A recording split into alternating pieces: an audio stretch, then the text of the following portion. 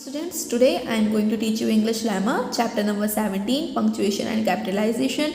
In this chapter, we are going to learn about the punctuation marks and the capitalization. Okay, so first let's read the definition of punctuation. So punctuation means putting full stop, commas, question marks, etc. into a piece of writing. What is the meaning of punctuation? Punctuation means putting full stop, commas, question mark, etc. into a piece of writing.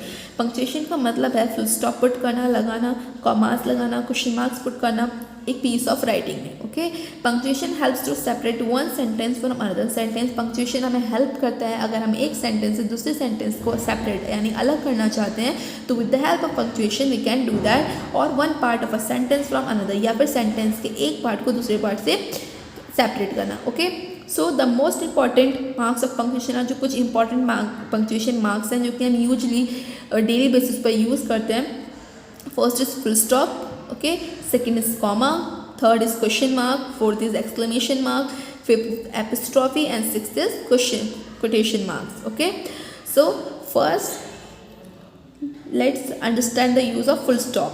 Full stop is used in the following cases. Full stop कुछ नीचे cases दिए गए हैं, उस case में full stop का हम use करते हैं to mark the end of an assertive or imperative sentence.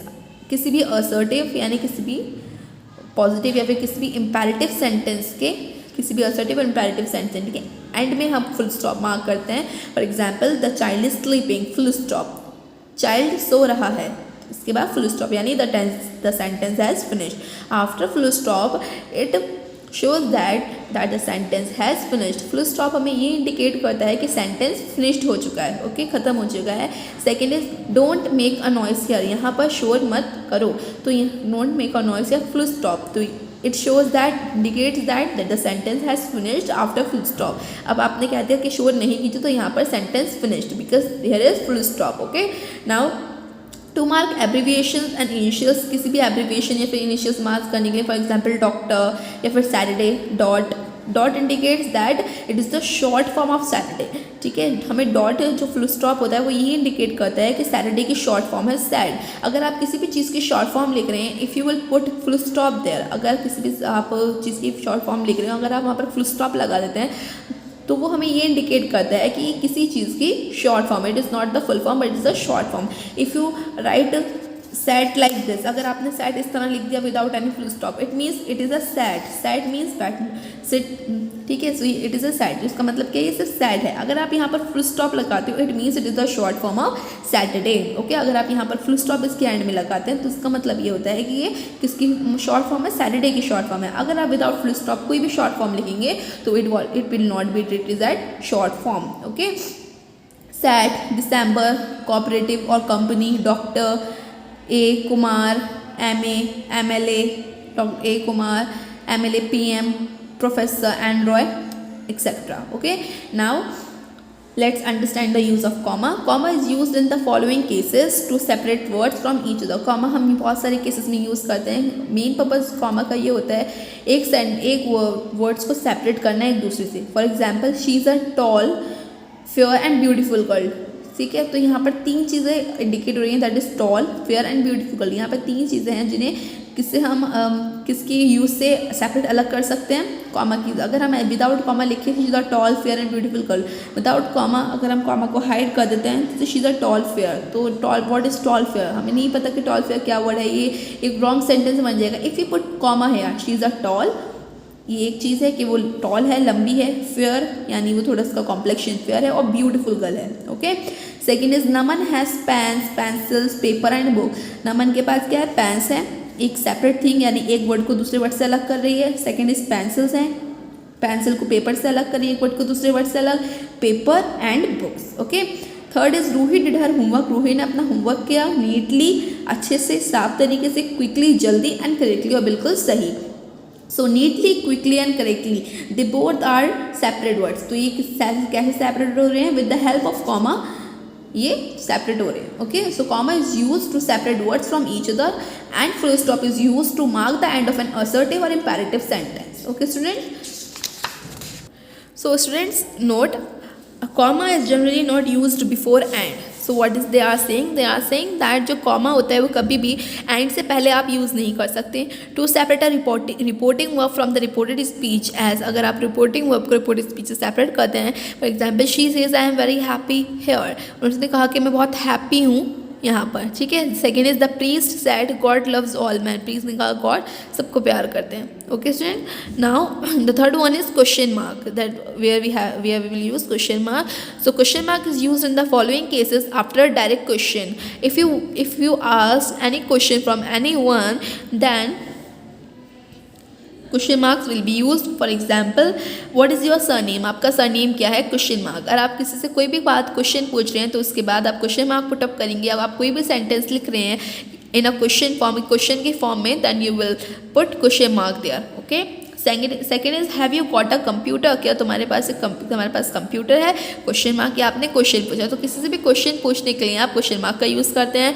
After a tag question, as she is lovely isn't she, आपने एक तो सिंपल क्वेश्चन पूछा, that what is your name, what is your surname, have you got this, have you got a computer, do you read, don't you go there, etcetera. Okay, ये हमारे simple question है, direct question जो आपने directly पूछे। एक होते हैं tag question. Tag question होते हैं पहले अपना सेंटेंस कहना, फिर उसके बाद क्वेश्चन पूछना। For example, she is lovely, comma, वो बहुत लवली है, इजंट शी, क्या वो नहीं है, ठीक है। शी इज़ लवली, कॉमा, वो बहुत लवली है, इजंट शी, क्या वो नहीं है। फिर आप पहले अपने आप से पहले आप बोलते हैं, आप आंसर कर, आप एक सिंपल सेंटेंस बोलिए, शी इज़ लवली, वो लवली है। फिर आप किसी सेम अदर पर्सन से पूछ रहे हैं, इजंट शी, क्या वो नहीं है, so it is a tag question. Okay, second is he has not gone home, has he, वो अभी घर नहीं गया है, क्या वो गया, तो it's a tag question. Okay, now the fourth one is exclamation mark. Now you know that how to use question mark in its direct question and a tag question. Okay, now the fourth one is exclamation mark. Exclamation mark is used in the following cases after expression of surprise or strong feeling। अगर आप कुछ भी, आपको मतलब surprise मिलती है या फिर कोई भी स्ट्रॉन्ग फीलिंग ऐसी होती है, तो उसके एक्सप्रेशन को इंडिकेट करने के लिए, उसके एक्सप्रेशन को एक्सप्रेस करने के लिए आप एक्सक्लेमेशन मार्क का यूज़ करते हैं। For example, how hot it is here, कितनी गर्मी है यहाँ, एक्सक्लेमेशन mark। तो you are expressing your feeling here, that you are feeling hot there, so it is you are expressing your feeling। तो यहाँ पर आप अपनी सरप्राइज को, अपनी कोई भी स्ट्रॉन्ग फीलिंग को एक्सप्रेस करते हो, वहाँ पर हम एक्सक्लेमेशन मार्क का यूज़ करते हैं। Second is what a cute baby, कितना क्यूट बेबी है, यहाँ पर भी अपनी फीलिंग आप एक्सप्लेन करें, so that is why we are using exclamation mark है। After an interaction as O oh alas wow ouch hurrah, सो ये भी हमारे कुछ एक्सक्लेमेशन वर्ड्स होते हैं जो कि पहले से प्री डिफाइंड होते हैं। Okay, now apostrophe is use in the following cases to show contractions. Apostrophe कुछ फॉलोइंग केसेस में यूज होते हैं जहाँ पर हमें कॉन्ट्रैक्शन दिखाना होता है। For example, I am for I am for I am, so we are using apostrophe here. I am, it is the short form of the I am, it is a short form of I am. Okay, so hasn't for has not, hasn't means has not, so we are using has apostrophe. Okay, 14 for 2014, can't for cannot. Okay, so I am for I am, hasn't for has not, 14 for 2014। यहाँ पर हमने epistrophe का use किया, तो 14 किस लिए, 14 के लिए, can't किस लिए, कैन नॉट के लिए। Okay, so like do not, if you write do not, then you will use apostrophe here for the short form of do not. Okay student, now to show the possessive form of nouns, man's head, boy's school, headmaster office, Bunty's camera, so you will use apostrophe here also. Now next one is quotation mark. Quotation mark are used in the following cases to show the actual words of a speaker के actual words दिखाने के लिए। For example, आप किसी को अपनी story सुना रहे हैं, किसी को आप स्टोरी सुना रहे हैं, वो स्टोरी किसी राइटर की है, ठीक है। तो कभी स्टोरी जब आप किसी को अपनी एक्सप्रेस करें, किसी को सुना रहे हैं, तो कुछ लाइन्स ऐसी होती हैं जो कि राइटर्स की खुद की होती हैं, जो राइटर्स ने खुद बोली होती हैं, या फिर जो कैरेक्टर होता है उसने बोली होती है। तो उसे इंडिकेट करने के लिए, उसे एक्सप्रेस करने के लिए आप हमेशा एपिस्ट्रॉफी का इस्तेमाल करते हैं। For example, the teacher said stop talking, teacher ने कहा stop talking, so stop talking are the words of the teacher, are the actual words of the teacher, teacher के एक्चुअल वर्ड्स, उन्होंने कहा था कि stop talking. Okay, so you will indicate stop talking with apostrophe, sorry with quotation marks. Okay, second is I can't solve this problem said Riya, मैं ये problem solve नहीं कर सकती, रिया ने कहा.